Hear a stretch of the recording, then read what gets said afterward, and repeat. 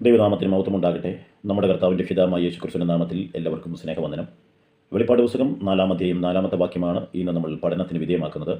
ആ വാക്യം ഞാൻ വായിക്കുന്നു. സിംഹാസനത്തിൻ്റെ ചുറ്റിലും 24 സിംഹാസനം, വെള്ളി ഉടുപ്പ് ധരിച്ചുകൊണ്ട് സിംഹാസനങ്ങളിൽ ഇരിക്കുന്ന 24 മൂപ്പന്മാർ, അവരുടെ തലയിൽ പൊൻകിരീടം.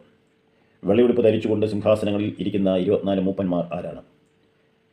ഈ 24 മൂപ്പന്മാർ ആരാണ് എന്നതിനെ സംബന്ധിച്ച് വേദപഠിതാക്കളുടെ ഇടയിൽ 3 വിധത്തിലുള്ള അഭിപ്രായങ്ങളാണ് നിലനിൽക്കുന്നത്. 1. സ്വർഗത്തിലെ പ്രത്യേക ദൂതവർഗമാണ് ഈ 24 മൂപ്പന്മാർ. 2. 24 എന്ന സംഖ്യ പഴയ നിയമത്തിലെ 12 ഗോത്രപിതാക്കന്മാരെയും പുതിയ നിയമത്തിലെ 12 അപ്പോസ്തലന്മാരെയും സൂചിപ്പിക്കുന്നു. അതുകൊണ്ട് വെളിപ്പാട് 4:4 പറയുന്ന 24 മൂപ്പന്മാർ ഈ പറഞ്ഞവരാണ് എന്ന് കരുതുന്നു. 3.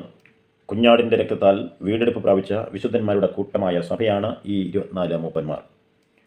ഈ 3 വിധ അഭിപ്രായങ്ങൾ തുടർന്ന് നമ്മൾ പഠനത്തിന് വിധേയമാക്കുകയാണ്. അതിൽ 1. സ്വർഗത്തിലെ പ്രത്യേക ദൂതവർഗമാണ് ഈ 24 മൂപ്പന്മാർ എന്ന് വാദിക്കുന്നവർ പറയുന്ന തെളിവുകൾ. 1. അവർ സ്വർഗത്തിൽ ദൈവത്തെ ആരാധിക്കുന്നതിനും ദൈവത്തെ സ്തുതിക്കുന്നതിനും പാടുന്നതിനും നേതൃത്വം വഹിക്കുന്ന തേജസ്സുള്ള സ്വർഗീയ ജീവികളാണ്. 2. ദൈവരാജ്യത്തിൻ്റെ പരിസമാപ്തിയിലേക്കുള്ള സംഭവങ്ങളുടെ എല്ലാ പ്രതിനിധിയും അവർ ആർത്തുപാടുന്നു. 3. പാപത്തിൻ്റെയും എതിർപ്പിൻ്റെയും ക്ഷമയുടെയും വിജയത്തിൻ്റെയും അനുഭവങ്ങൾ അവർ ഒരിക്കലും അറിഞ്ഞിട്ടില്ല. അതുകൊണ്ട് വെളിപ്പാട് 4:4 പറയുന്ന 24 മൂപ്പന്മാർ സ്വർഗീയ ജീവികളാണ്. എന്നാൽ ഈ 24 മൂപ്പന്മാർ സ്വർഗത്തിലെ പ്രത്യേക ദൂത വർഗമല്ല എന്നതിന് ഉള്ള തെളിവുകൾ. 1. ദൈവദൂതന്മാർ നിൽക്കുന്നതല്ലാതെ എവിടെയും സിംഹാസനങ്ങളിൽ ഇരിക്കുന്നതായി തിരുവചനത്തിലൊന്നും കാണുന്നില്ല. എഗസ്കിയേൽ 1:24-25, 10-ാം അധ്യായം 3-ാം വാക്യം, 6-ാം വാക്യം, 17, 19 എന്നീ വാക്യങ്ങൾ. ഏശയ്യാവ് 6:2, 1 രാജാക്കന്മാർ 22:19, ലൂക്കോസ് 1:19. ഇത്രയും വാക്യങ്ങൾ വായിക്കുമ്പോൾ ദൂതന്മാർ എവിടെയും ഇരിക്കുന്നതായി കാണുന്നില്ല. 3. ദൂതന്മാരെ മൂപ്പന്മാർ എന്ന തിരുവചനത്തിലെങ്ങും വിളിച്ചിട്ടില്ല. അതേസമയം മൂപ്പന്മാരെ ദൂതന്മാർ എന്ന് വിളിച്ചിട്ടുണ്ട്. വെളിപ്പാട് 1:20, 2:1, 8:12, 18, 3-ാം അധ്യായം 1-ാം വാക്യം, 7, 14 വാക്യങ്ങൾ, മലാക്കി 2:7, 3:1, 2 കൊരിന്ത്യർ ലേഖനം 8:23, അപ്പോസ്തല പ്രവർത്തികൾ 20:17, 28 വാക്യങ്ങൾ. 3. ദൂതന്മാർക്ക് കിരീടങ്ങൾ ലഭിക്കുന്നതായിട്ട് ബൈബിളിൽ എവിടെയും രേഖപ്പെടുത്തിയിട്ടില്ല. അതുകൊണ്ട് 24 മൂപ്പന്മാർ സ്വർഗത്തിലെ ദൂതന്മാർ അല്ല എന്നത് വ്യക്തമാണ്. അടുത്തത് 24 മൂപ്പന്മാർ ആരാണ് എന്നതിന് രണ്ടാമത്തെ വാദക്കാർ പറയുന്നത് 24 മൂപ്പന്മാർ പഴയ നിയമത്തിലെ 12 ഗോത്രപിതാക്കന്മാരും 12 അപ്പോസ്തലന്മാരുമാണ് എന്ന് വാദിക്കുന്നവർ നിരത്തുന്ന തെളിവുകൾ. 12 അപ്പോസ്തലന്മാരെയും 12 ഗോത്രപിതാക്കന്മാരെയും കൂട്ടിയാൽ 24 കിട്ടും. അങ്ങനെ ഇവർ 24 എന്ന് തെളിയുന്നു. പുതിയ യെരുശലേമിൻ്റെ ഗോപുരത്തിൽ 12 ഗോത്രപിതാക്കന്മാരുടെ പേരും നഗരത്തിൻ്റെ മതിലിൽ 12 അടിസ്ഥാനവും അതിൽ കുഞ്ഞാടിൻ്റെ 12 അപ്പോസ്തലന്മാരുടെ പേരുമുണ്ട്. അതുകൊണ്ട് വെളിപ്പാട് പുസ്തകം 4:4 പറയുന്ന 24 മൂപ്പന്മാർ പഴയ നിയമത്തിലെ 12 ഗോത്രപിതാക്കന്മാരും പുതിയ നിയമത്തിലെ 12 അപ്പോസ്തലന്മാരും ചേർന്ന 24 മൂപ്പന്മാരാണ്. വെളിപ്പാടിലെ 24 മൂപ്പന്മാർ 12 ഗോത്രപിതാക്കന്മാർ അല്ല എന്നതിൻ്റെ തെളിവുകൾ. 1. മുകളിലത്തെ വ്യാഖ്യാനമനുസരിച്ച് ഇസ്രായേലിനെയും സഭയെയും ഒന്നായിട്ടാണ് കാണുന്നത്. ഇത് തികച്ചും തെറ്റാണ്. 2. പഴയ നിയമ പുതിയ നിയമ വിശുദ്ധന്മാരുടെ പുനരുദ്ധാനം ഒന്നിച്ചാണെന്ന് വരുന്നു. ഇത് തികച്ചും തെറ്റാണ്. സഭയുടെ പുനരുദ്ധാനം ക്രിസ്തുവിൻ്റെ വരവെങ്കിലാണ് നടക്കുന്നത്. 1 തെസ്സലോനിക്കർ 4:16-17 വാക്യങ്ങൾ. പഴയ നിയമ വിശുദ്ധന്മാരുടെ പുനരുദ്ധാനം മഹോദ്രവത്തിൻ്റെ ഒടുവിലാണ്. ദാനിയേൽ 12:1-2 വാക്യങ്ങൾ, യെശയ്യാവ് 26:19, യോഹന്നാൻ 11:24. 3. സഭ പുനരുദ്ധാനത്തിന് ശേഷം നിത്യ അനുഗ്രഹത്തിലേക്കും ഇസ്രായേൽ നിത്യ രാജ്യത്തിലേക്കുമാണ് പ്രവേശിക്കുന്നത്. 4. സിംഹാസനത്തിൽ ഇരുത്താമെന്ന് പഴയ നിയമ വിശുദ്ധന്മാരോട് പറഞ്ഞിട്ടില്ല. 5. പഴയ നിയമ വിശുദ്ധന്മാർക്ക് കിരീടങ്ങൾ നൽകാമെന്ന് പറഞ്ഞിട്ടില്ല. ഇത്യാദി തെളിവുകൾ കൊണ്ട് 12 ഗോത്രപിതാക്കന്മാർ അല്ല എന്ന് ഈ കൂട്ടർ വാദിക്കുന്നു. വെളിപ്പാട് 4:4 പറയുന്ന 24 മൂപ്പന്മാർ കുഞ്ഞാടിൻ്റെ രക്തത്താൽ വീണ്ടെടുപ്പ് പ്രാപിച്ച വിശുദ്ധന്മാരുടെ കൂട്ടമായ സഭയാണ് എന്ന 3-ാമത്തെ വിശ്വാസമാണ് തുടർന്ന് നമ്മൾ പഠനത്തിന് വിധേയമാക്കുന്നത്.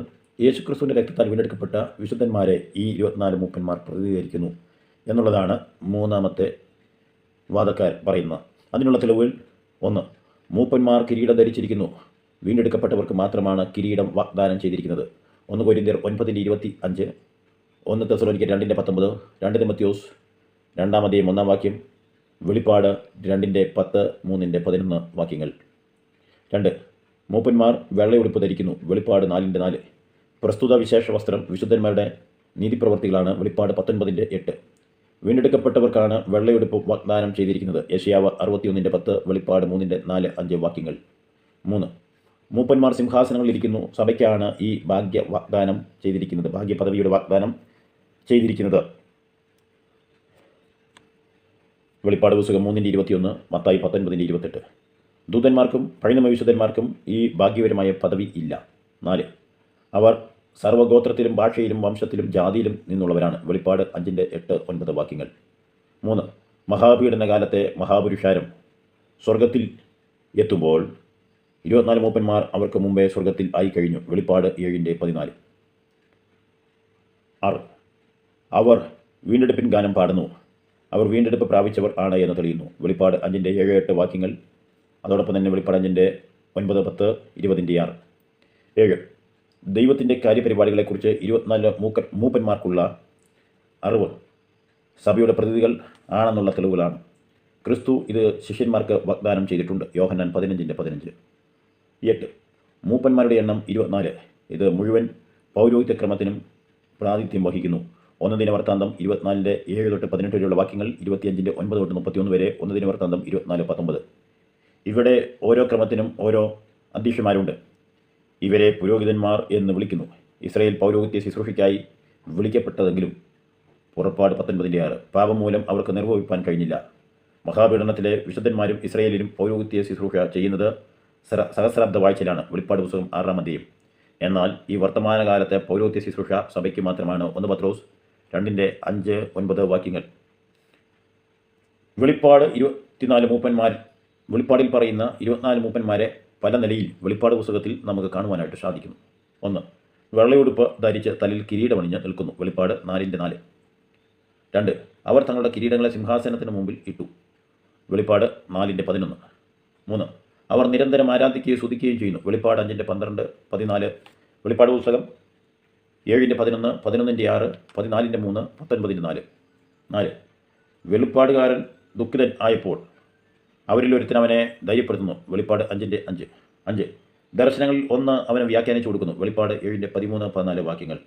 6. പ്രാർത്ഥനയെന്ന ധൂപവർഗം നിറഞ്ഞ പൊൻകലശം പിടിച്ചുകൊണ്ട് കുഞ്ഞാടിന് മുമ്പാകെ വീണു. വെളിപ്പാട് 5-ാം അധ്യായം 8-ാമത്തെ വാക്യം. ഇങ്ങനെ വെളിപ്പാട് പുസ്തകം 4:4 പറയുന്ന 24 മൂപ്പന്മാരെ പല നിലയിൽ വെളിപ്പാട് പുസ്തകത്തിൽ കാണുന്ന ഏകദേശം 6 സ്ഥലങ്ങളിൽ പറയുന്നതാണ് നമ്മളിപ്പോൾ ചിന്തിച്ചത്. ഈ വചനങ്ങളാൽ ദൈവം നമ്മെ അവിടുന്ന് സഹായിക്കട്ടെ. നാളെ വെളിപ്പാട് പുസ്തകം 4-ാം അധ്യായം 5-ാമത്തെ വാക്യം പഠനത്തിന് വിധേയമാക്കാം. Thank you so much.